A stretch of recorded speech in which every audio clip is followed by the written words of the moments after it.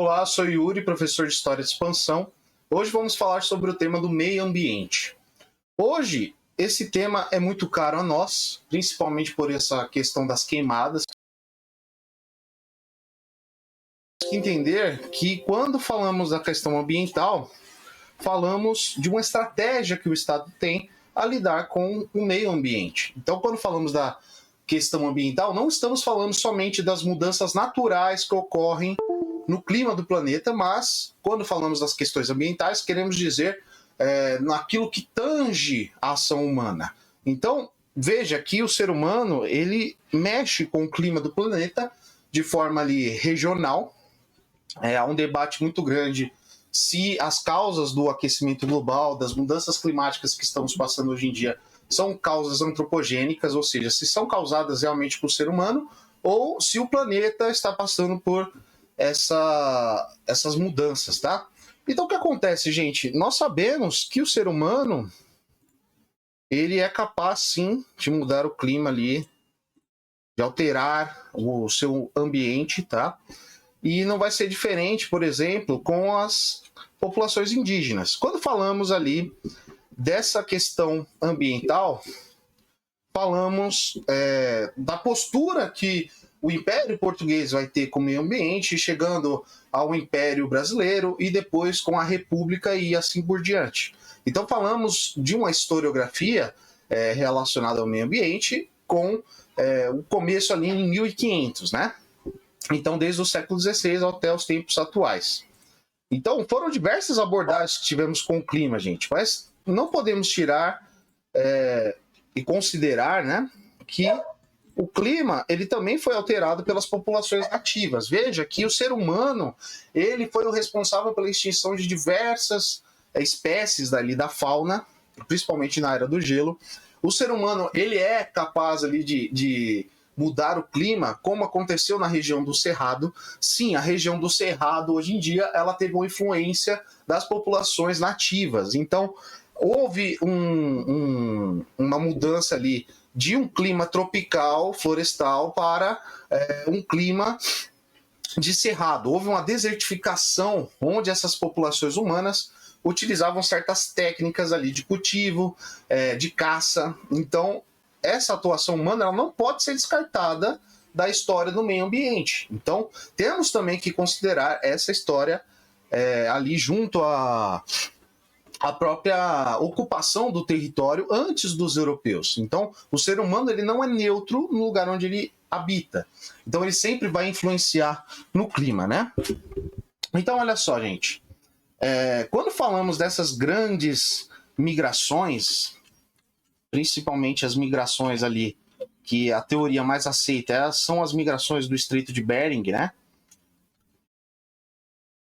Que ocupam as Américas, né? Através daquele contato da América do Norte com a Ásia. Então, aquele território ele vai ser o responsável pela maior onda migratória, né? Veja que até naquele filme A Era do Gelo, você vê essa situação, né? O primeiro Era do Gelo, principalmente, ele coloca ali a mudança dos animais, né? E os animais, principalmente os mamíferos, eles vão se mudando por conta do recuo do gelo, né? E você vai ver até o paredão de gelo ali do Estreito de Bering no fundo, né? Então é algo bem interessante esse primeiro filme e fala um pouco sobre isso, como as populações humanas elas acompanhavam os animais, as manadas, né? Eram caçadores e coletores e dependiam muitas vezes da caça ali dos grandes mamíferos. Então, à medida que essas populações de mamíferos, de animais, mamutes, preguiças gigantes, né, como havia, né, vão acompanhando essas manadas e vão ocupando o território, tá? Então veja que a presença humana ela não é nova a partir de 1500, ela vai se aprofundar em uma gestão de Estado, né? O Estado como um ente ali organizado, ele vai se instalar aqui nos trópicos e vai ter uma abordagem específica quanto a isso, né? Então vamos lá para os slides, né? Então olha só, gente. Você conhece alguma área de proteção ambiental em sua cidade ou em algum lugar próximo? Na sua opinião, qual é o papel do Estado brasileiro na preservação dos recursos naturais? Então, cabe a nós, com a nossa contemporaneidade, debater qual seria a melhor abordagem ali da questão ambiental, né? Então, isso se faz cada vez mais urgente por conta dessas mudanças, né? E você pode colocar de forma que é culpa do ser humano ou não, mas a mudança está acontecendo, né? O clima do planeta está mudando. Isso é algo que não se pode mais ser contestado, tá bom?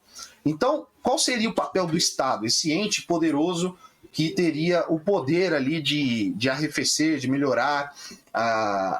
Esse papel, gente, ele vai ser muito dado pela classe social. Veja que já na Europa você vai ter medidas de proteção para as florestas, para a fauna local, mas eram medidas ali que excluíam os pobres de caçar, por exemplo. A caça era ligada a uma questão ali aristocrática, uma questão de nobreza.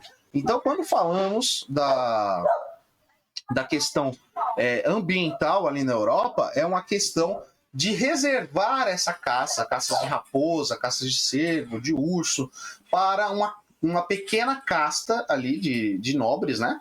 Então, você tinha uma proteção ambiental já, só que ela era voltada para um princípio social, tá bom? Não simplesmente por, vamos preservar, porque é muito importante cuidarmos do planeta, preservarmos a fauna, preservarmos o clima. Não é uma questão muito disso, mas é uma questão ali aristocrática, tá bom? Então, olha só, gente. Aqui a gente já vê um dos decretos, né, que foram publicados aí na era imperial. Então, uma estratégia de preservar a mata nativa, né? Em 1861, as florestas da Tijuca e das Paineiras foram declaradas por Dom Pedro II como florestas protetoras. Assim, teve início um processo de desapropriação de chácaras e fazendas, com o objetivo de promover o reflorestamento e permitir a regeneração natural da vegetação, visando a preservação da floresta original e o remanejamento de seus pequenos rios para garantir o abastecimento de água para quase toda a população urbana.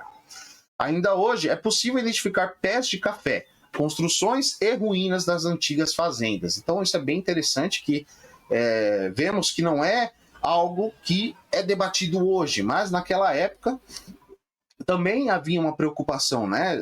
Pô, vai acabar com a floresta, vai acabar com as faunas, né? Era algo muito importante para o Império Brasileiro também ter esse contato com a natureza, né? Muito da propaganda fora do Brasil era que o Brasil ele era um império europeu civilizado no meio dos trópicos, no meio da floresta. Então, chegava essa romantização, ela também chegava em ações propriamente ditas, né? Então, olha só, gente. O Estado brasileiro ele vai ter essa postura, tá? Ao longo do tempo, esse discurso ele vai se aprofundar mais, mas veja que esse discurso ambientalista ele só vai ter força de verdade no final dos anos 80, por conta do fim da Guerra Fria, por conta da noção de que não era somente o desenvolvimento de uma nação que importava. Não adianta esse desenvolvimento ser atingido se a nação destrói sua fauna, destrói a sua floresta, destrói seu meio ambiente, né? Não é algo desejado. Então, esse discurso que era abordado ali por boa parte da nossa história vai ser um discurso utilitarista. Então, o que é útil ali? Nas florestas, né? A madeira, os minérios, né? Tem tantos recursos ali a serem explorados, por que vamos preservar uma mata fechada, né? Então, o discurso utilitarista ele também entrou naquela questão da modernização, daquela questão de trazer o desenvolvimento da nação. Então, ele era escamoteado e vai ser escamoteado não só pelo mundo capitalista liberal, mas vai ser também escamoteado para o mundo socialista. Veja que a tragédia do Mar de Aral vai ser uma tragédia causada por iniciativas do governo soviético. Então, nenhuma das partes estavam isentas dessa procura ali do desenvolvimento e que se dane a natureza, né?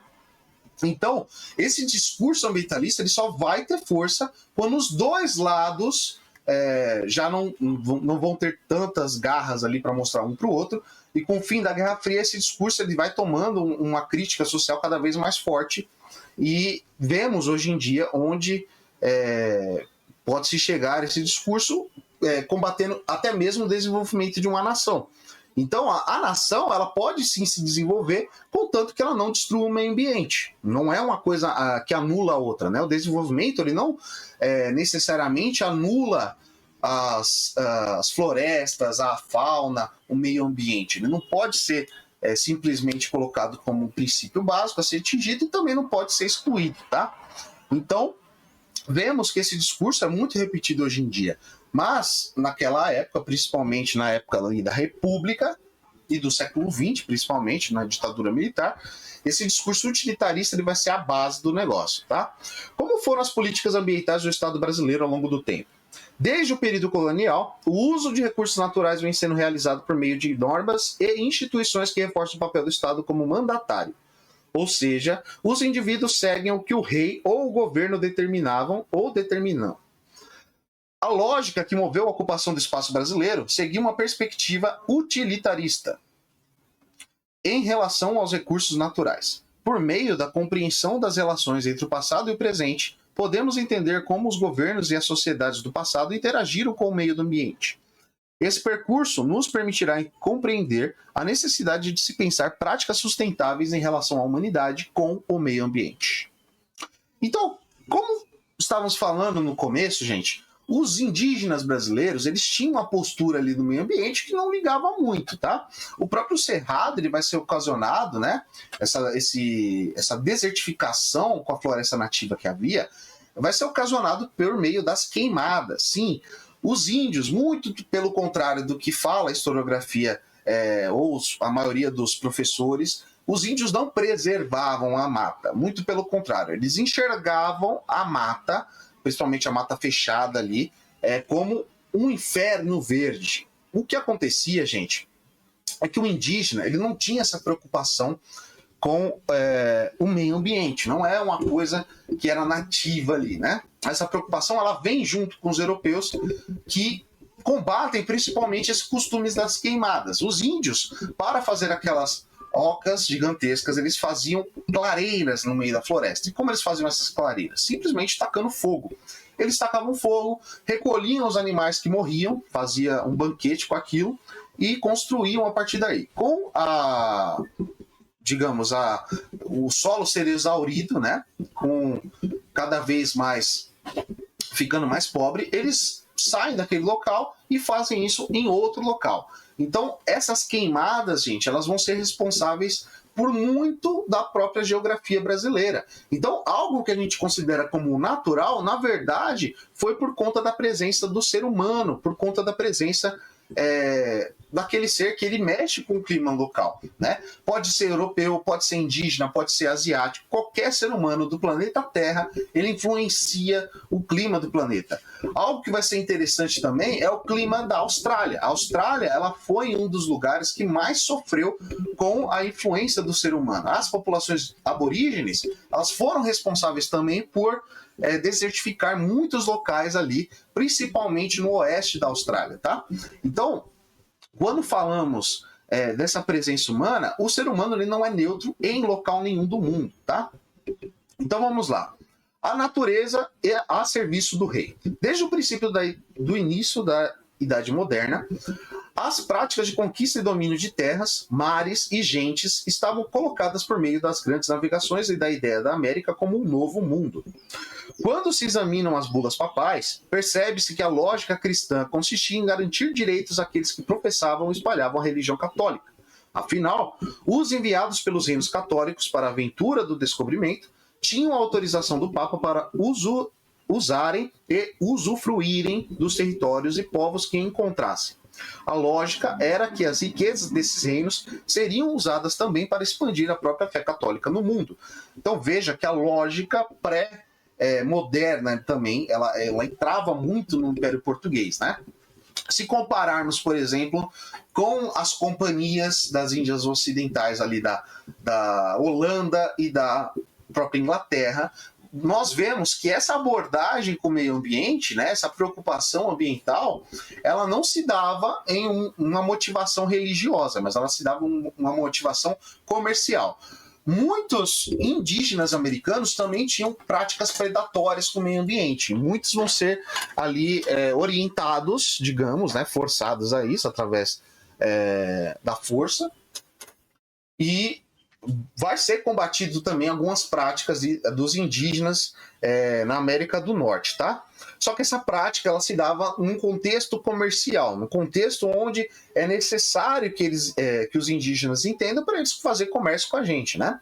No caso dos índios brasileiros, era uma questão ali voltada para a religião. Então, a questão ali ainda pré-moderna, né? Já é a modernidade, já é todo aquele princípio ali envolvendo o mercantilismo, envolvendo o antropocentrismo do Renascimento, mas ainda vai ter um resquício de preocupação religiosa, que é anterior à própria questão da Renascença, né? As próprias bulas papais davam autorização, né? Então veja, aqui, gente, a gente vai ter um período ali onde o meio ambiente ele vai ser voltado ali para a estratégia de ocupação de espaços, né? Então não era uma questão simplesmente de preservação, mas de você trazer súditos para um império, para Portugal, e você ocupar aquele território, tá? Então, olha só, desde o primeiro momento, há relatos de cronistas da colonização falavam que as terras do Brasil teriam riquezas.